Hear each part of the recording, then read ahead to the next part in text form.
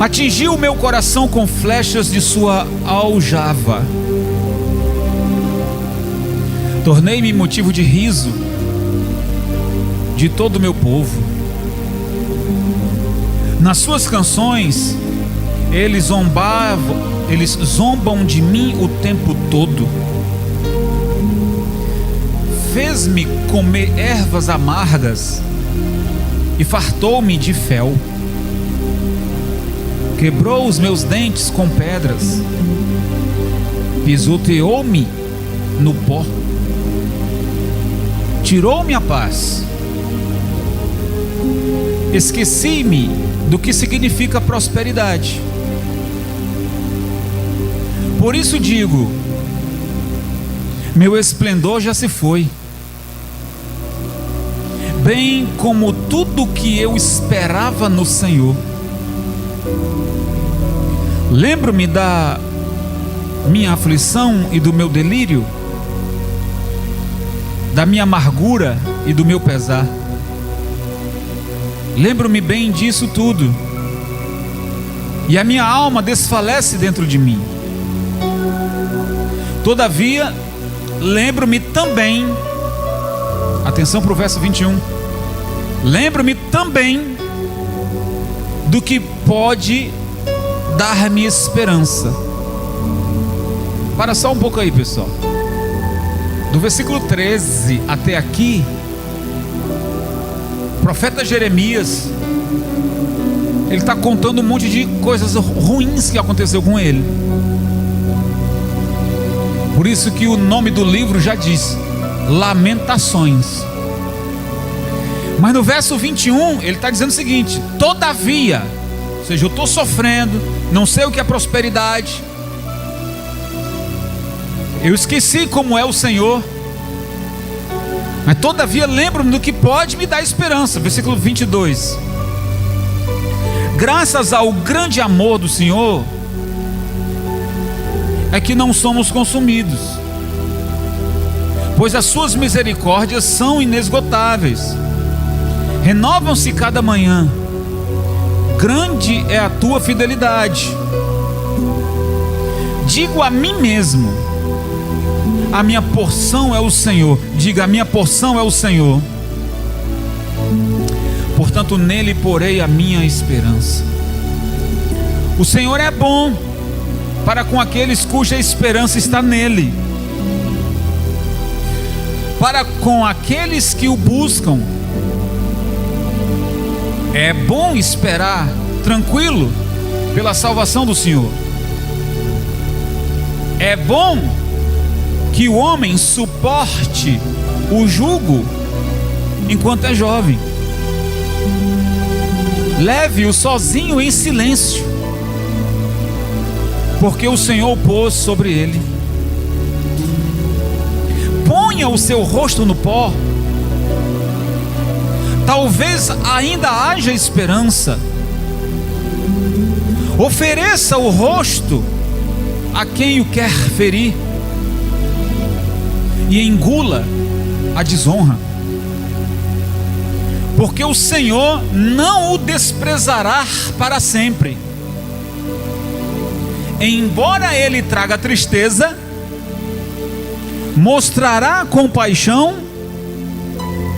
Tão grande é o seu amor infalível. Diga comigo: Senhor Jesus, fala comigo através da tua palavra. Eu abro o meu coração para ouvir a tua voz. Amém? Irmãos, a gente sempre tem a ideia de que servindo a Deus, a nossa vida será abençoada em todos os aspectos. Há muitas pessoas que, ao pregar a palavra, dizem: receba Jesus como seu Salvador e a sua vida muda. Sim, de fato muda. A primeira coisa que muda é o interior, o espiritual. Mas as nossas batalhas do dia a dia, elas não diminuem, elas só aumentam. Mas louvado seja Deus, que o Senhor nos dá escape para cada batalha que a gente não possa suportar. Amém, gente? Então eu repito, a gente sempre tem a ideia de como Deus vai nos abençoar toda hora, sempre, mas nem toda hora é bênção. Há dias de aflições, e a Bíblia fala sobre isso, que existe o dia da angústia. Já leu na Bíblia isso? Leu não, gente? Pois eu estou dizendo aqui para você. A Bíblia diz que existe para todos nós o dia da angústia. O que é o dia da angústia?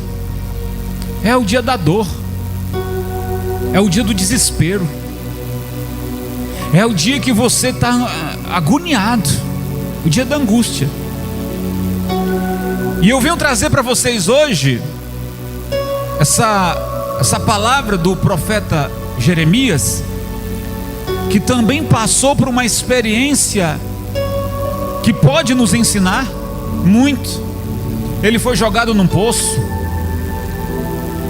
o rei não dava nem a mínima para ele, ele era conselheiro do rei, o rei estava nem aí para ele,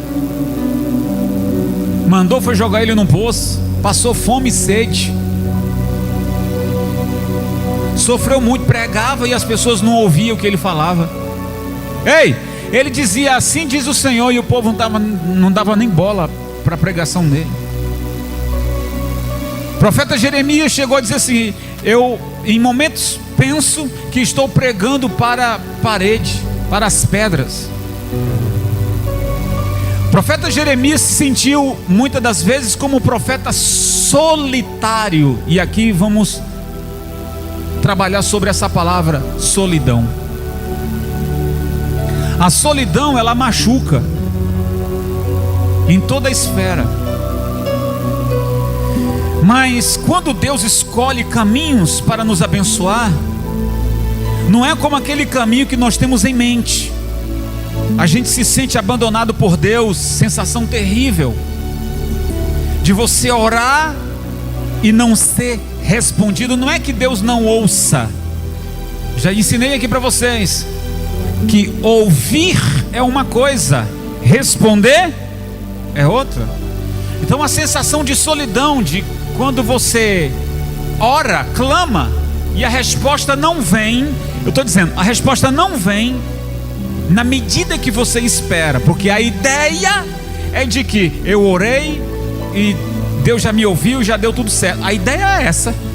A ideia é da gente dobrar o joelho, clamar ao Senhor e a resposta vir imediatamente. A ideia não é essa, mas às vezes nem sempre é assim. E aí vem o quê? A tristeza. E aí vem o quê? A dor da solidão, que nós vamos falar sobre isso hoje. Ou a dor do abandono. A gente pensa e diz: será que Deus me abandonou? Na sua caminhada de fé, já chegou a pensar ou a dizer: Deus me abandonou, porque eu oro e nada acontece? O texto, o verso 18, ele diz: por isso digo, isso aqui é um desabafo, olha o que ele diz: meu esplendor já se foi, bem como tudo o que eu esperava no Senhor. Ele está dizendo: o meu esplendor, minha alegria foi embora. O esplendor seria o quê? A alegria. A minha alegria foi o quê? Foi embora. A gente pensa, toda a minha expectativa que eu tinha acabou, não existe mais. Estou só, estou abandonado. Eu até tinha um esplendor, eu até tinha uma esperança, mas ela foi embora. O profeta está se sentindo o quê? Abandonado, rejeitado, sozinho, esquecido. E olha, pessoal, que a rejeição é um dos piores sentimentos que um ser humano pode ter na vida. Eu estou falando de pior sentimento é o que? Rejeição. Imagina um filho ser rejeitado pela mãe, pelo pai, ou vice-versa, o pai ou a mãe rejeitado pelos filhos. Imagina o complexo que uma criança desenvolve ou sente na sua criação da rejeição. O pai abandonou, a mãe abandonou, deixou para alguém criar. É uma dor muito ruim. A dor de uma esposa que foi rejeitada pelo marido, ou vice-versa, é algo terrível. Estou falando de sentimentos terríveis. Sentimento de rejeição. É como se isso tirasse. Você tem um valor, mas a rejeição vem como se essa rejeição tirasse o valor que você tem. Porque você tem um valor. Diga, eu tenho um valor. Quem tem um valor? Você tem um valor. Tem até um louvor que fala sobre isso. Então, na mente da pessoa é assim. Me rejeitaram. Me rejeitaram por quê? Me esqueceram por quê? Porque para ele, ou para eles, não sou mais importante. Me rejeitaram por quê? Porque eu não tenho mais o que dar para eles. Me rejeitaram por quê? Porque eu não tenho mais, não significo mais nada para ele ou para ela. Esse sentimento tem consumido muitas pessoas. O profeta estava se sentindo assim, sozinho. Muito complicado superar isso sozinho. Quando a gente se apega à oração, é onde a gente encontra forças para levantar mais um dia e para o trabalho. Eu vou repetir, quando a gente ora, quando a gente lê a Bíblia, quando a gente tem um momento com Deus, a gente se renova para poder seguir em frente. É assim com você? Sim ou não? E quem é que dá essa força? É Deus. É Deus que dá essa força. Então, parece que é isso que Jeremias está dizendo aqui, ó. Me sinto rejeitado. Mas você não pode desanimar porque alguém te abandonou, não te dá mais valor, não te liga mais, não fala mais com você. Você não pode desanimar, porque embora você pense que as suas orações não estão sendo ouvidas, pode não estar sendo respondidas, mas está sendo ouvidas sim. E talvez você diz que elas não estão sendo ouvidas. Pode não estar sendo respondida, mas está sendo ouvida. Eu creio que Deus está ouvindo as minhas orações, as suas orações, e vai responder. Diga, vai responder. Fala aí, gente, vai responder. É isso. Então, pessoal, nem toda rejeição mata. É ruim. Pode até maltratar, mas nem toda rejeição destrói. Tem rejeição que te abençoa. Como assim, bispo? O senhor fez uma propaganda de que a rejeição é ruim, agora está dizendo que ela abençoa. Eu estou dizendo que existem tipos de rejeição que te abençoa. Já viveu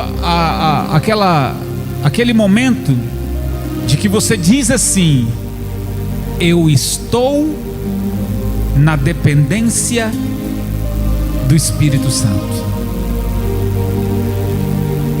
Quando você liga para alguém, alguém não te atende.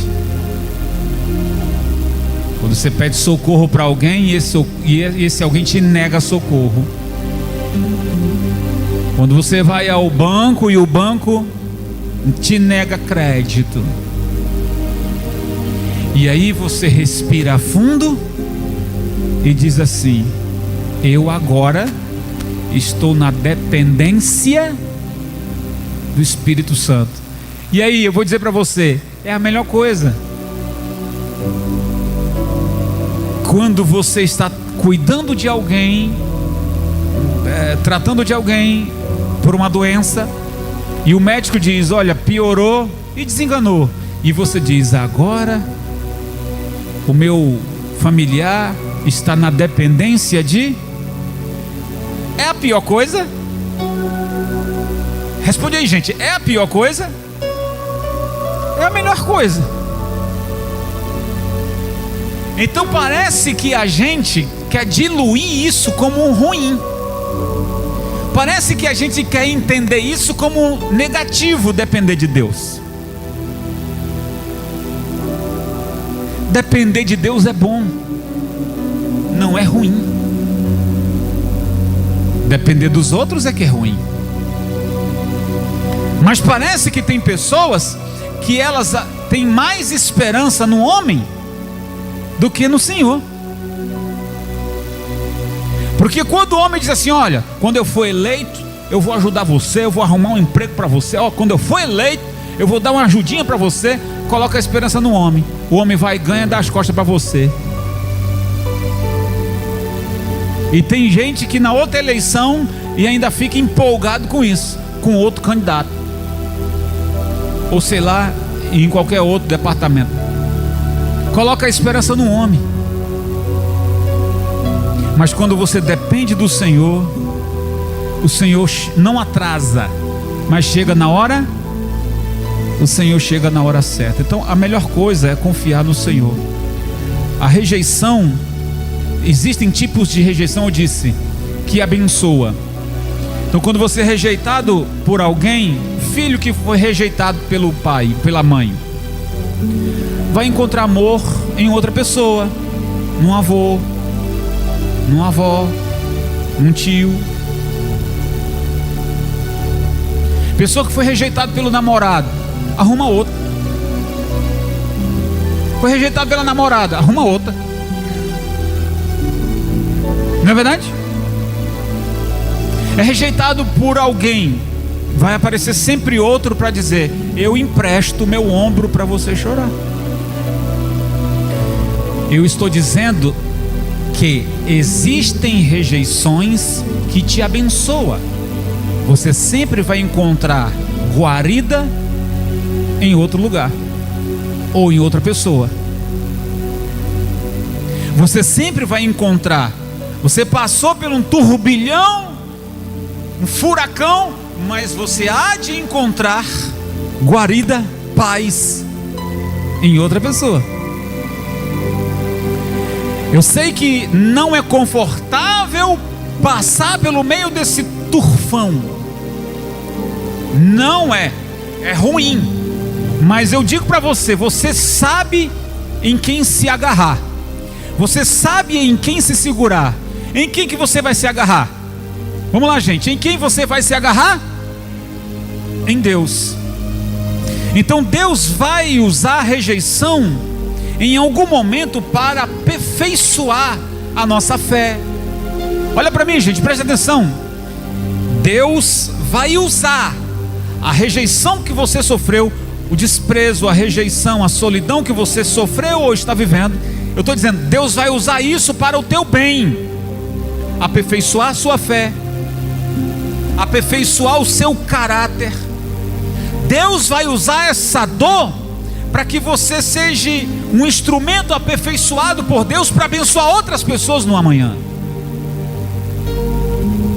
Eu não estou dizendo que você vai ser o psicólogo de alguém, mas você vai ser um instrumento de Deus.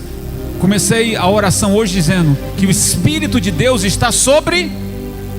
Ele me capacitou, nos capacitou para fazermos alguma coisa, certo? Então a gente tem que ter ciência disso, de que não é porque eu sou servo de Deus, estou fazendo as coisas certas, que eu não vou passar por dias de angústias. O próprio Jesus disse: no mundo tereis aflições, mas tenha fé, tenha bom ânimo, eu estou com você.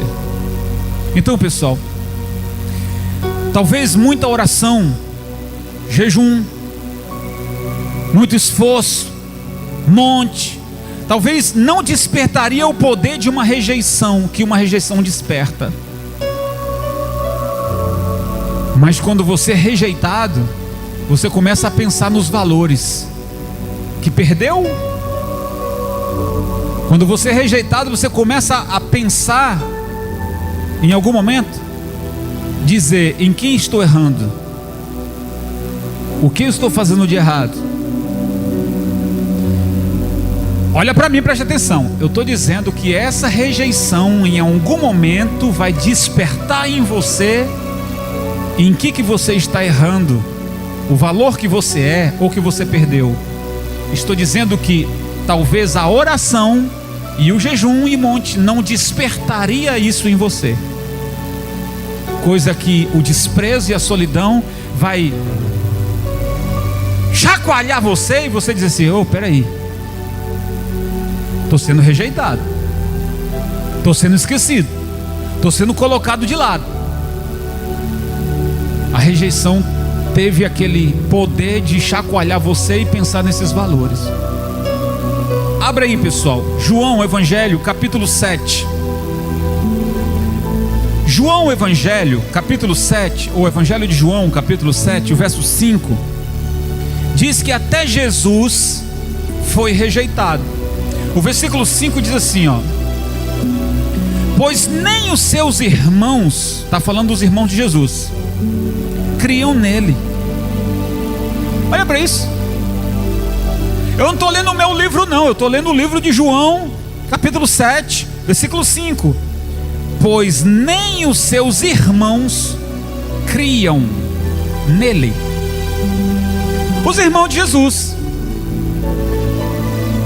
Você não ouviu errado não. Versículo 6. Então Jesus disse: para mim ainda não chegou o tempo certo. Está vendo? Jesus não está lamentando, Jesus está falando uma verdade. Para mim ainda não chegou o tempo. Está dizendo para ele: para mim não chegou. Para vocês, para os irmãos dele lá, qualquer tempo é tempo. Ou seja, os irmãos de Jesus tratavam ele com frieza, como qualquer um. Escute, eu estou falando aqui, ou o que a palavra está querendo dizer, é que os irmãos de Jesus não reconheciam ele como o Messias. O meu irmão não é o Messias. Não, o meu irmão é o Messias. O meu irmão não é o Messias. O meu irmão é meu irmão. O versículo 5 está dizendo que os irmãos não criam. Como era que Jesus ia digerir isso? Espera aí, eu sou o Messias e nem os meus irmãos estão acreditando nisso? Jesus não ficou chorando pelos cantos: ah, vocês não acreditam em mim. Foi assim? Olha o que Jesus disse no versículo 6: para mim ainda não chegou o tempo. Para mim não chegou o tempo certo. Isso aqui é choro? Isso aqui é choro? Não. Isso aqui é uma verdade que ele está dizendo. Tá, os meus irmãos não acreditam em mim, é porque o meu tempo não chegou o tempo certo. Mas para eles, qualquer tempo é tempo. Ou seja, tratavam Jesus com frieza. Os irmãos de Jesus caçoavam dele dizendo: sabe aqueles milagres que você fez lá em Jerusalém? Por que você não faz aqui? Porque Jesus nasceu em Nazaré, né? E Jesus fez os milagres lá em Jerusalém. E aí quando voltou para sua terra, Nazaré, os irmãos não comemoraram, não abraçaram ele, não fizeram festa, trataram Jesus com frieza. E até uns diziam assim: por que você não opera aqui os milagres que você fez lá em Jerusalém? Ou seja, caçoavam de Jesus. E nós sabemos que Jesus disse que profeta da sua própria terra não tem honra. Então Jesus foi rejeitado pelos seus irmãos. Agora vai lá no Evangelho de Marcos, capítulo 6, e o versículo 3. Marcos capítulo 6 e o verso 3 diz assim: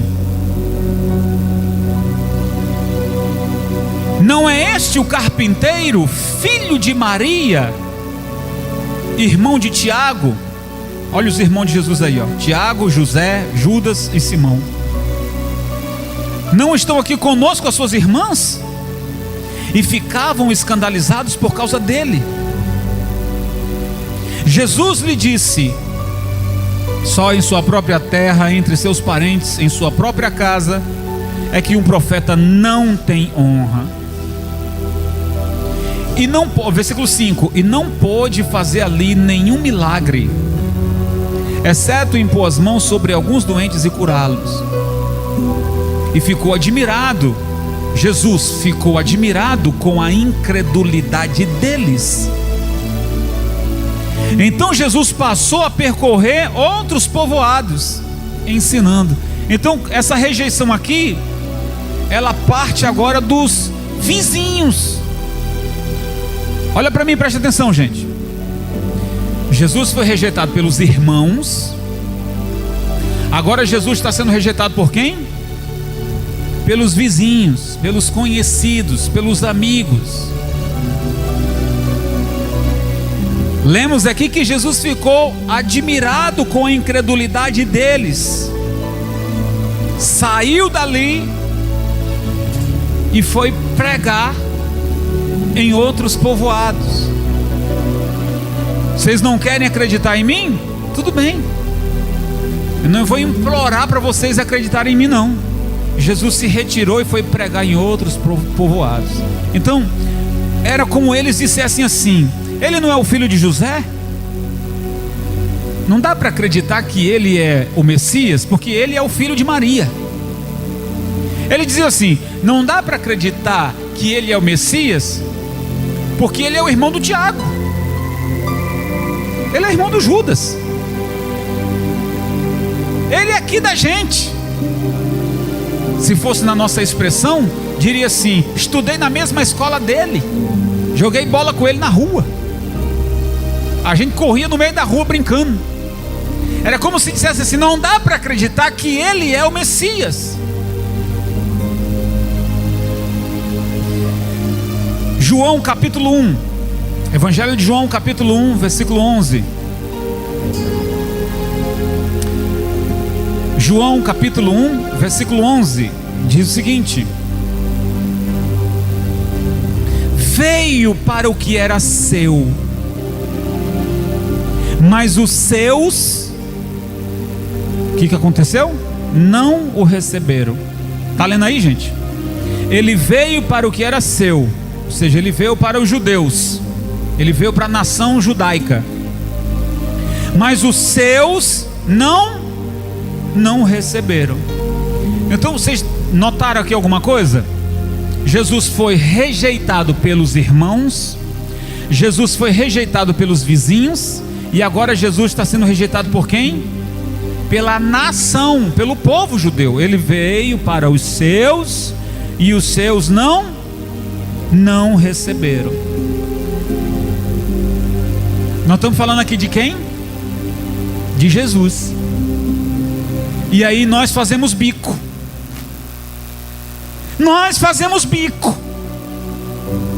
A gente está falando da rejeição de Jesus, que nem os irmãos acreditaram nele, seus vizinhos não acreditaram nele, a nação. Adivinha quem pediu a crucificação de Jesus? Não foram os romanos, foram os judeus. Quem executou foi os romanos, mas quem mandou foi quem? Os judeus. Ele veio para os seus e os seus não receberam. Aliás, o profeta Isaías diz isso lá no capítulo 50. Isaías capítulo 53 e o verso 3. O profeta Isaías profetizou isso, pessoal, 700 anos antes de Cristo, que ele seria rejeitado. Foi desprezado, rejeitado pelos homens, um homem de tristeza e familiarizado com o sofrimento. Como alguém, pessoal, de quem os homens se escondem o rosto, foi desprezado, e nós o tínhamos com estima.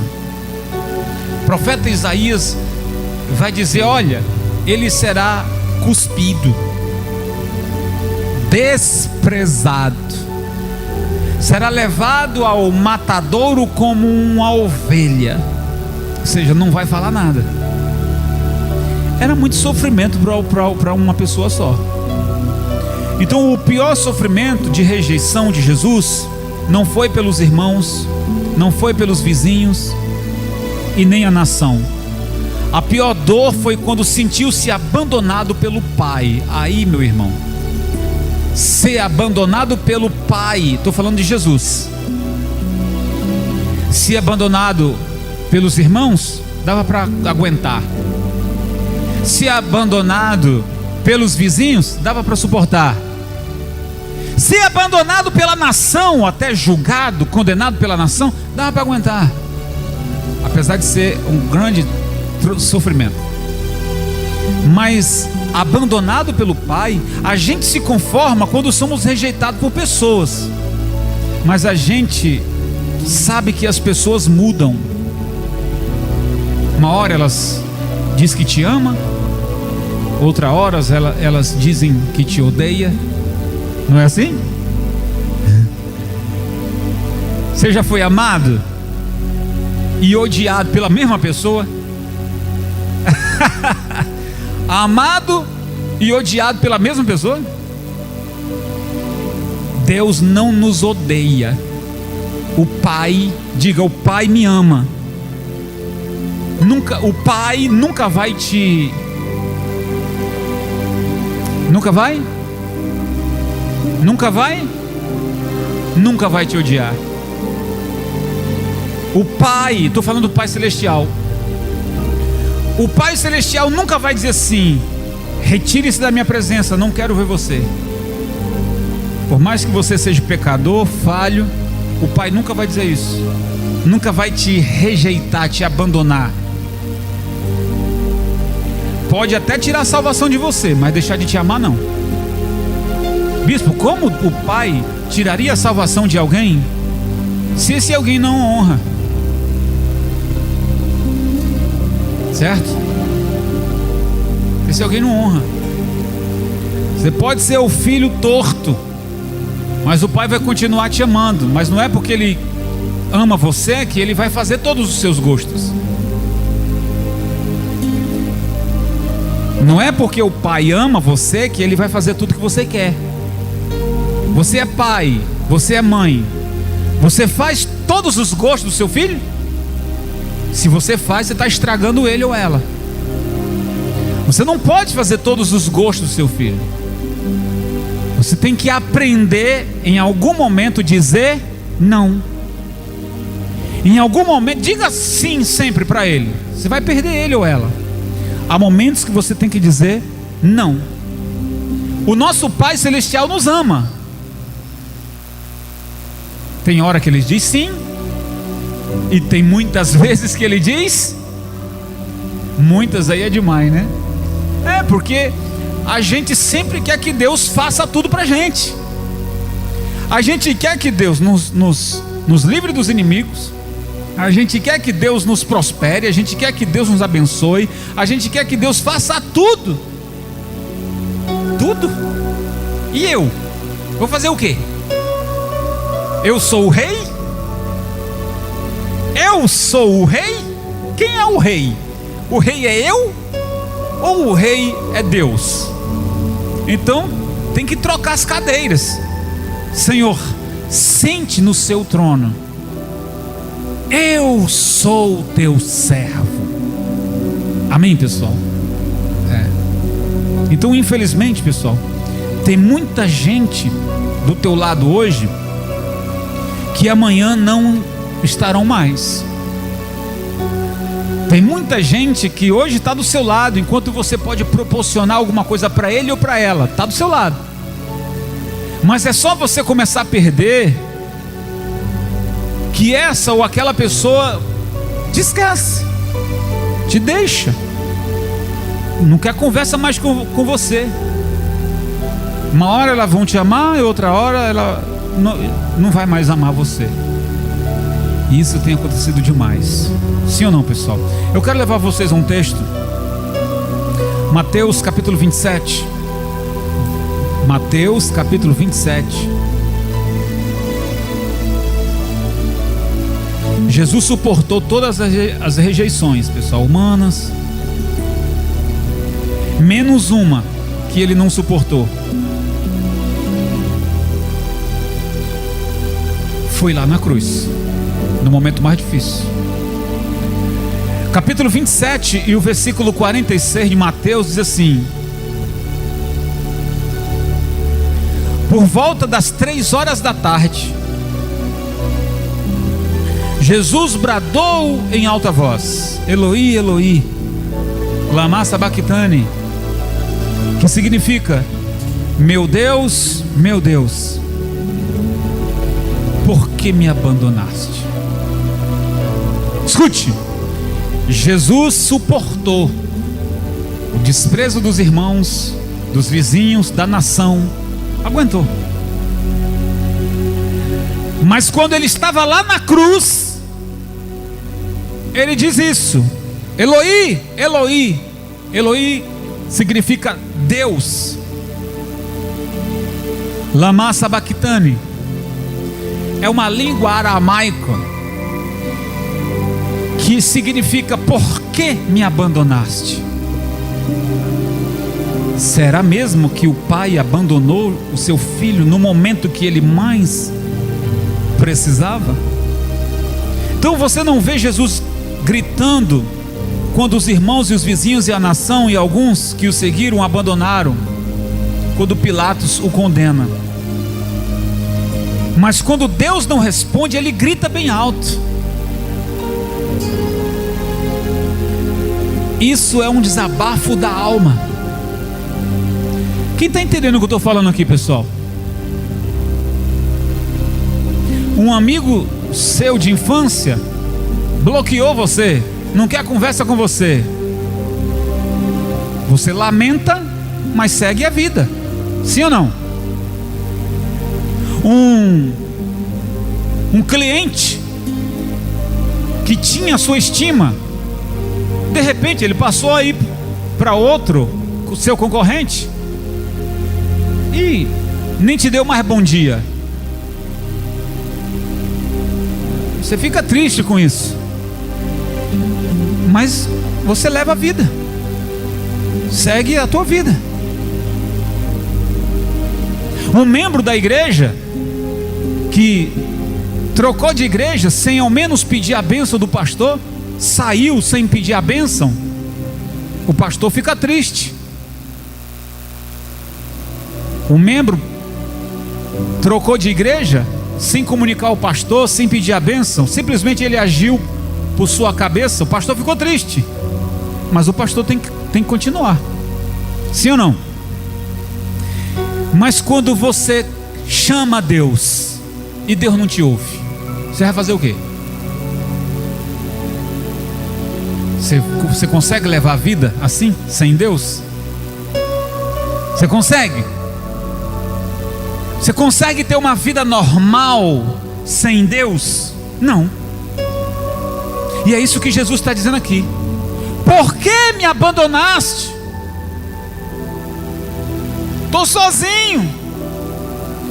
Por que me rejeitaste? Por que me abandonaste? Então ele está dizendo que essa rejeição, pessoal, era uma sensação que ele está dizendo o seguinte: as outras eu aguento, mas essa aqui não.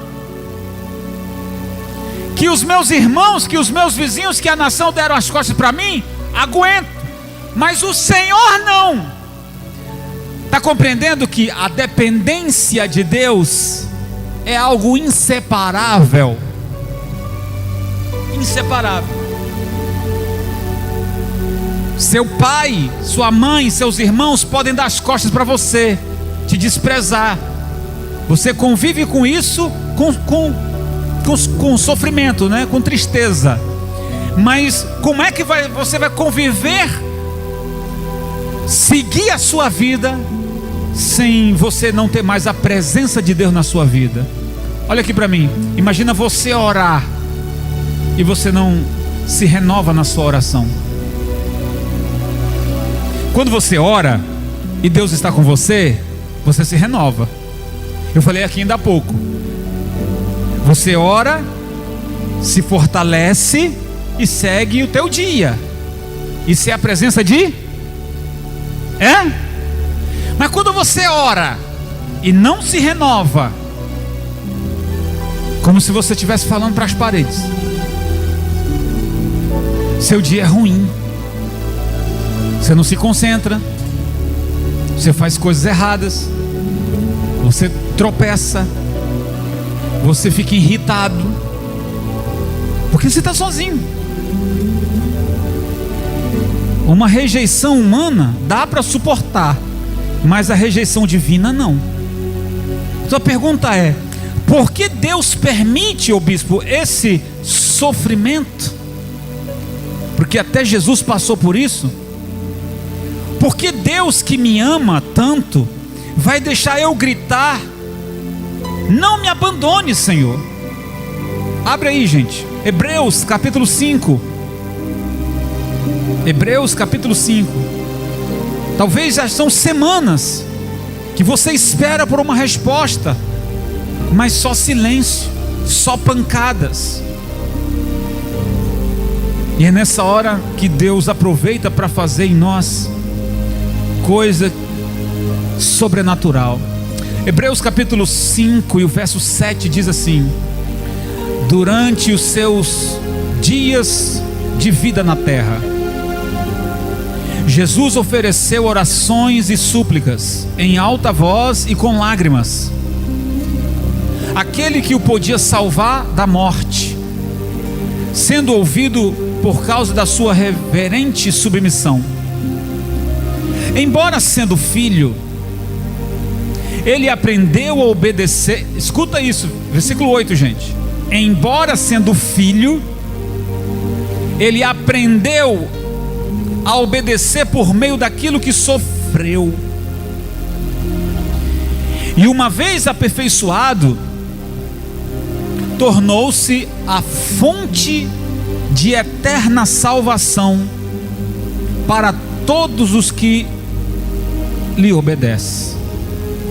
O que nós aprendemos aqui nessa palavra, pessoal? Que Jesus era Deus e se fez homem. Ele era Deus e se fez o quê? Homem. Mais difícil ainda. Olha para mim, presta atenção. Ele era Deus. A explicação dessa palavra é: ele era Deus e se encarnou em figura humana, homem. Pior ainda, porque na sua glória ele tinha tudo em seu poder, mas agora ele é homem. Agora ele se sentiu limitado. Agora ele sente dor. Pior ainda. E a explicação dessa palavra é: ele se submeteu. Ele aprendeu com a dor. Ele se fortaleceu. Aprendeu a obedecer por meio de tudo que sofreu. O autor de Hebreus diz que ele precisava passar por aquilo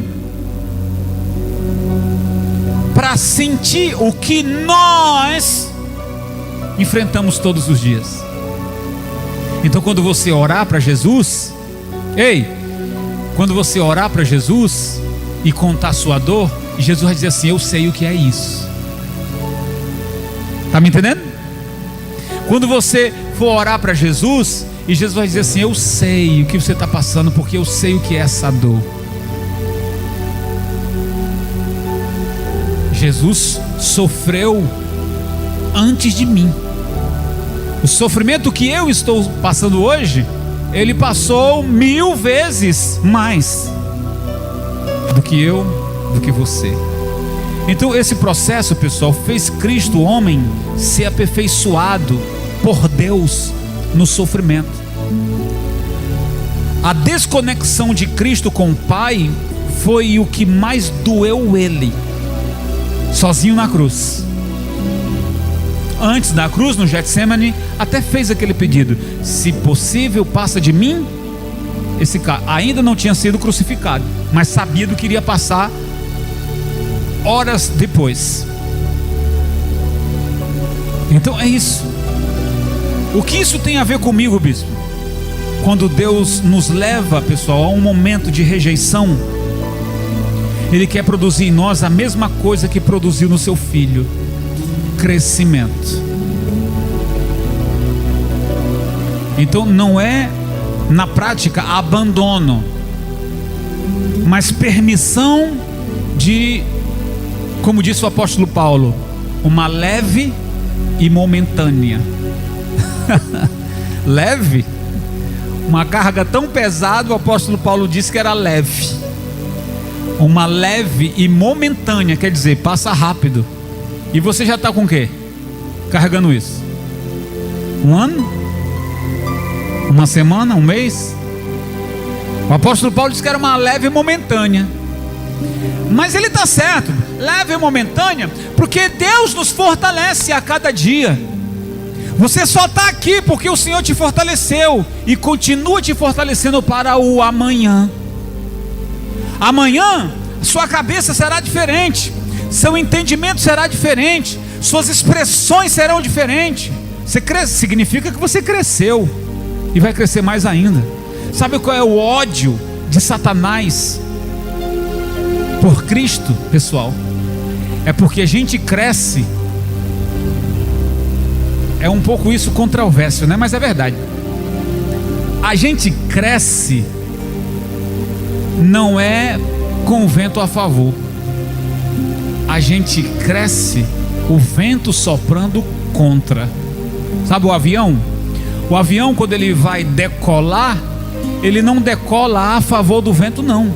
Ele decola contra o vento para pegar impulsão e subir mais alto.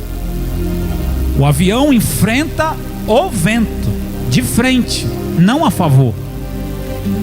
Por isso a sua proporção é de subir mais alto.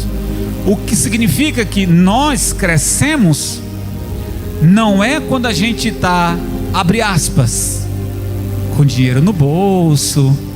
A gente não cresce quando a gente está 100% de saúde. A gente não cresce quando está tudo maravilhosamente bem. Não, a gente cresce é na dor, a gente cresce é no sofrimento, a gente cresce é na batalha, a gente cresce é quando somos provados. Então, eu termino agora. A lição que a gente aprende na palavra, que começamos a ler, as Lamentações de Jeremias, ele parecia dizer que Deus lhe tinha lhe deixado, que perdeu até o brilho da sua vida, da sua esperança. Mas logo ele diz: não, as misericórdias do Senhor se renovam a cada dia. Então eu não perco a minha esperança. Não perco a minha esperança. Isso é forte demais, pessoal. Então eu respondo para você: quanto mais você é provado, mais você se torna dependente de Deus. Eu vou repetir para terminar. Quanto mais Deus permite que você passe por desilusões e sofrimentos que você não quer, mais você se torna dependente de... A melhor coisa é você ser dependente de Deus, porque quando você achar que você já tem tudo, você vai dizer assim: eu não preciso mais orar, eu não preciso mais ir à igreja. E olha o que aconteceu com Salomão, olha o que aconteceu com Saul. Esses homens que até foram ungidos por Deus. Saul foi ungido, não foi escolhido, mas foi ungido. Repito, estou falando de Saul. Saul foi ungido, mas não escolhido. Quem foi escolhido foi o Davi. Então o Saul deixou de adorar a Deus, porque disse que estava rico, mandava em todo mundo e não tinha mais necessidade de orar, de sacrificar. Terminou cometendo suicídio e perdeu a sua salvação. Salomão, filho de Davi, tinha tudo para dar certo. A sua casa era abençoada. Quando eu falo casa, estou falando da geração dele, filho de Davi. Sua casa era abençoada. Aprendeu com seu pai o que fazer, o que não fazer. Pegou um reinado equilibrado e sem guerra. Tinha tudo para dar certo. Terminou mal. Foi adorar outros deuses. Isso é muito ruim. O que nós entendemos é que quanto mais passamos por desafios, a gente nunca está 100%. Você está 100%? Tem uns que está o quê? 50. Tem uns que está o quê? 60, 70, 80, 90. Mas 100% você não dá não. Creio eu que nós chegaremos à totalidade dos 100% quando Deus nos tirar dessa terra. Amém, pessoal? E tomara que seja assim. Porque se a gente chegar a 100%, a gente tem preguiça de orar, tem preguiça de vir à igreja. Para você ver, tem gente que até cear não ceia mais, não dão mais o dízimo, não ora mais, relaxaram. Por quê? Porque tem tudo. Tem roupa que lhe aquece, tem saúde, tem dinheiro. Vou orar para quê? Acordar, vou orar para quê? Vou jejuar para achar a palavra. Vou jejuar para quê? Tá tudo bem comigo. O apóstolo Paulo diz: quando eu estou fraco, aí é que eu estou forte. Quando eu estou forte, aí é que eu estou fraco. Como é que a gente vai entender isso? É que a gente nunca vai estar 100%. A gente precisa aceitar os puxões de orelha que Deus faz com a gente todos os dias, de Ele permitir com que situações que a gente passe, para a gente dizer: sou Pai, eu sou dependente de Ti. Diga: eu sou dependente de Ti. Amém, pessoal? E eu espero que essa sua luta, que essa sua batalha que você está vivendo, Deus possa te fazer crescer. Diga: eu recebo. Amém. Glorifica Jesus bem forte. Você vai crescer. Uau, que alegria ter a sua companhia aqui. Desejo muito que você aplique tudo que você aprendeu. Meu desejo aqui é alcançar o maior número de vidas para Cristo através da palavra. Então compartilhe esse vídeo para com seus amigos. Que o Senhor te abençoe e te guarde sempre. Fique na paz e até a próxima.